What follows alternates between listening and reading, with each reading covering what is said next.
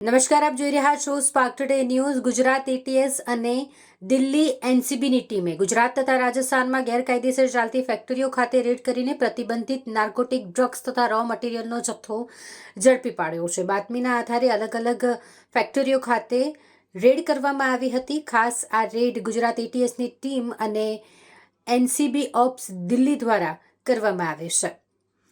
ગુનાહિત પ્રવૃત્તિઓ ઉપર સર્વેલન્સ તથા વોચ રાખીને આ માહિતીની ખરાઈ કરાવવામાં આવી હતી અને માહિતી મળી હતી કે મનોહરલાલ કરશનદાસ એનાની સિરોહી રાજસ્થાન ખાતે તથા કુલદીપ લાલસિંહ પુરોહિત તથા તેના સહયોગીઓ હાલમાં ગુજરાતના ગાંધીનગર, અમરેલી અને રાજસ્થાનના ભીનમાલ તથા ઓશિયા જોધપુર ખાતે ગેરકાયદેસર માદક પદાર્થ મેફેડ્રોન બનાવી તેનું વેચાણ કરે છે.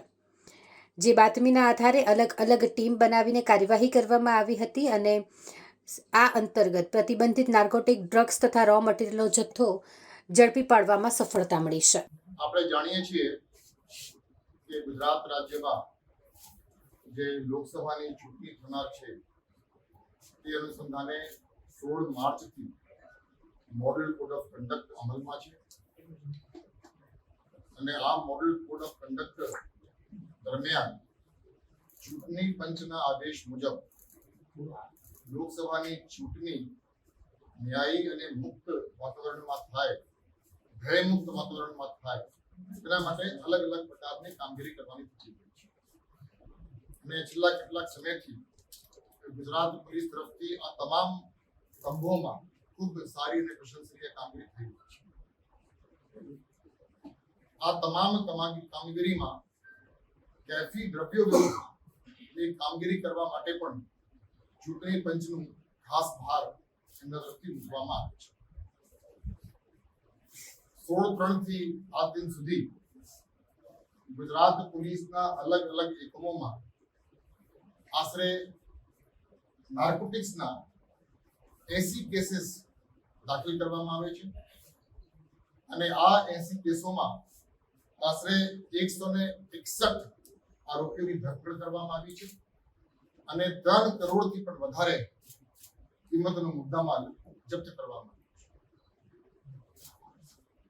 કેફી દ્રવ્યો વિરુદ્ધની આ લડાઈમાં એટીએસ પણ સહભાગી રહ્યા છે અને આજે મને જણાવતા ખૂબ આનંદ થાય છે કે ગુજરાત પોલીસની એન્ટી ટેરરિસ્ટ સ્ક્વોડ અને નાર્કોટિક્સ કંટ્રોલ બ્યુરો ના સાથ અને સહયોગથી આપણને ખૂબ મોટી સફળતા આ લડાઈમાં આપણને મળી છે.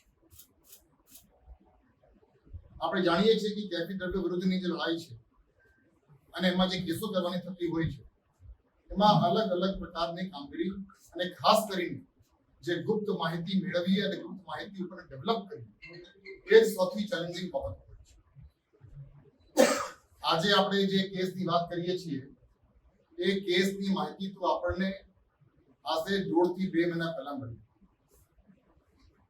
અને એ માહિતી એન્ટી ટેરરિસ્ટ સ્ક્વોડમાં ફરજ બજાવતા ડીવાયએસપી શ્રી એસએલ ચૌધરીને મળી અને આ માહિતીને ડેવલપ કરવા માટે હ્યુમન ઇન્ટેલિજન્સ અને ટેકનિકલ ઇન્ટેલિજન્સને સાથે રાખી એટીએસના ઉચ્ચ અધિકારીઓને સાથે પરામર્શ કરી ચર્ચા વિચારણા કરી આ આખું માહિતીને ઇન્ફોર્મેશનને ડેવલપ કરવા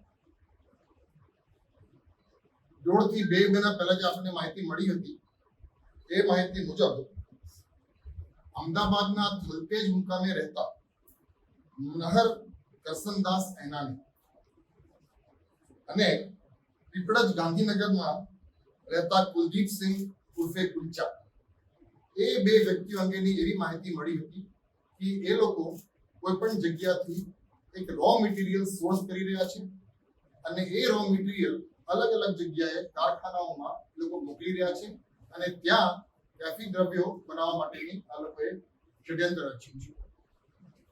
આ માહિતી મળતા એટીએસના તમામ અધિકારીઓ અને કર્મચારીઓ છેલ્લા 1.5 મહિનાથી ખૂબ સારી મહેનત કરી અને અગાઉ જેમ વાત કરી એ હ્યુમન ઇન્ટેલિજન્સ અને ટેકનિકલ ઇન્ટેલિજન્સ મારફતે આખું ડેવલપ કર્યું અને આજે આ માહિતીના આધારે કુલ 4 જગ્યાઓ સાયમલ્ટેનિયસલી રીડ કરવામાં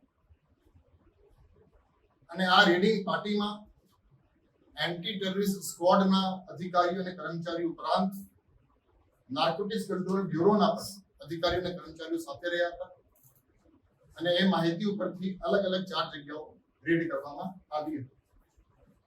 જે પ્રથમ રેડ થઈ હતી, આમ તો 4 રેડ સાયમલ્ટેનિયસલી કરવામાં આવી હતી.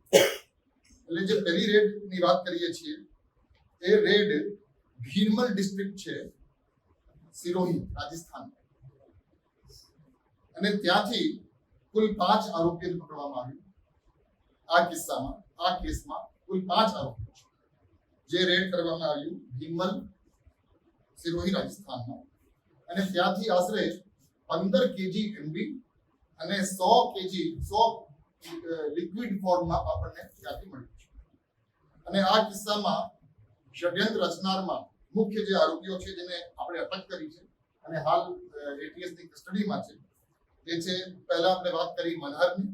એ મનહર ઉપરાંત રાજસ્થાનના રઘુરામ અને રાજસ્થાનના બજરંગ લાલને ત્યાંથી અટક કરવામાં આવી છે. અને એની સાથે સાથે નરેશભાઈ છે એ અમદાવાદના છે અને કન્હૈયાલાલ છે એ પણ અમદાવાદના છે. એટલે એ 5 લોકો આ જગ્યા ઉપરથી જે ષડયંત્ર રચતા હતા અને જે રો મટીરિયલ સપ્લાય થતી હતી એના ઉપરથી એમડીએ બનાવતા હતા. તો આ ટ્રાફિક દ્રવ્ય માટે આપ કદાચ માહિતગાર હશો. એટલે એ ટ્રાફિક દ્રવ્ય એમડી છે. એટલે એ એમડીને ત્યાંથી જપ્ત કરવામાં આવ્યું, બોથ ક્રિસ્ટલ ફોર્મમાં અને લિક્વિડ ફોર્મ. બીજી જે રેડ થઈ છે એ રેડ થઈ છે ગુજરાતના ગાંધીનગરના પીપળજ. ત્યાંથી આપણને આશરે 500 ગ્રામ એમડી અને 17 લીટર લિક્વિડ એમડી આપણને ત્યાંથી જપ્ત કરવામાં મળ્યું છે. પીપળજના જે કિસ્સો છે એમાં પણ કુલ 5 આરોપીઓને અટક કરવામાં આવ્યું છે અને એ 5 આરોપીઓ પર અત્યારે એટીએસની કસ્ટડીમાં છે, એટીએસ સાથે જ છે. સૌથી પહેલા છે કુલદીપ, જો જોધપુરના છે. પછી રીતેશ દવે, જે ગુજરાત બનાસકાંઠાના છે. પછી હરીશ સોલંકી, એ વલસાડના છે. દીપક સોલંકી પાલી, રાજસ્થાનના છે. અને અગ્રવાલ, જેનું આખું નામ અત્યારે ખ્યાલ નથી અમને, એ જોધપુર, રાજસ્થાનના છે.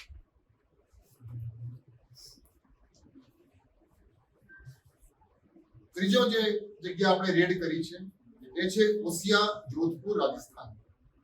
ત્યાંથી આપણને કોઈ એમડી કે લિક્વિડ એવી રીતે પદાર્થ મળી આવ્યું નથી.